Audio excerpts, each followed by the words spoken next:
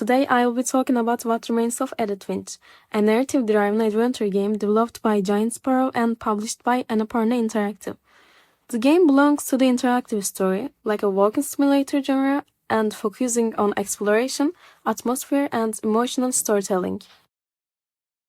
In this review, I will briefly introduce the game, discuss its gameplay mechanics, visual style, sound design, and narrative structure, and finally share my overall thoughts along with its strengths and weaknesses. The story of What Remains of Edith Finch follows Edith, the last surviving member of Finch family, as she returns to her childhood home. By exploring the house, she discovers a series of rooms preserved like memorials, each belonging to a different family member. And every room unlocks a short interactive story that reveals how that person lived and how they died. Instead of traditional linear plots, the game builds an emotional family history through these individual stories. Together, they form a larger narrative about loss, legacy, and the meaning of remembering who came before us. The gameplay of What Remains of Edith Finch is based on exploration, environmental storytelling, and short interactive sequences. The game does not focus on complex mechanics. Players explore the Finch family house from a first-person perspective. The most unique aspect of the gameplay is that every chapter offers a completely different mechanic. Each family member's memory presented with its own interaction style. Sometimes you control an animal, sometimes you follow a comic book sequence, and sometimes you experience a character's imagination. And these shifts in gameplay keep the experience fresh. The gameplay serves the storytelling, emphasizing emotions, atmosphere, and perspective rather than challenge or skill. One of the game's strongest elements is that every chapter uses a different visual style. For example, some stories look dreamlike and colorful, while others appear darker or more surreal. These stylistic variations make each memory feel unique and emotionally distinct. Although the graphics are not hyper-realistic, the art direction is extremely polished. The use of lighting, natural textures, and subtle animation creates a cinematic atmosphere. So, overall, the visuals support narrative perfectly. The sound design in What Remains of Edith Finch focuses on natural sounds for emotional storytelling.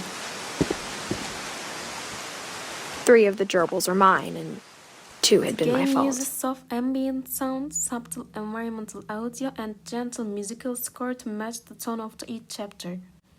And also, voice acting is clear and expressive. Now at 16, she was all washed up, a has-been.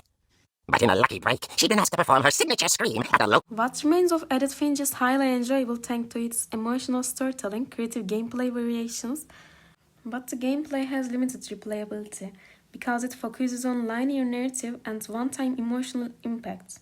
Most players experience the story only once. Even so, revisiting certain chapters can still be enjoyable due to their artistic presentation and memorable design. What impressed me the most was how each family member's story uses mechanics as metaphors. The gameplay itself becomes a reflection of their psychological states. The way the environment is curated, almost museum-like, reinforces Edith's role not just as a protagonist, but as an archivist trying to decode a generational trauma she barely understands. The house design communicates a strong sense of inherited identity. Every sealed room feels like a frozen snapshot in the family's emotional timeline. As I progressed, I felt increasingly connected to Edith's quiet determination. Her mixture of fear and curiosity, and the subtle guilt she carries as the last surviving Finch. The game delivers exceptional narrative design with strong use of environmental storytelling and diegetic world building.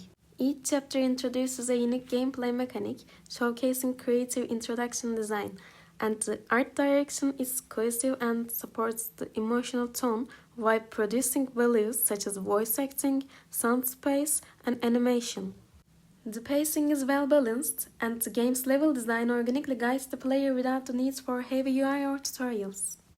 For the cons, the overall game length is short, which may limit content value, and replayability is minimal due to the strictly linear narrative structure and absence of systematic gameplay.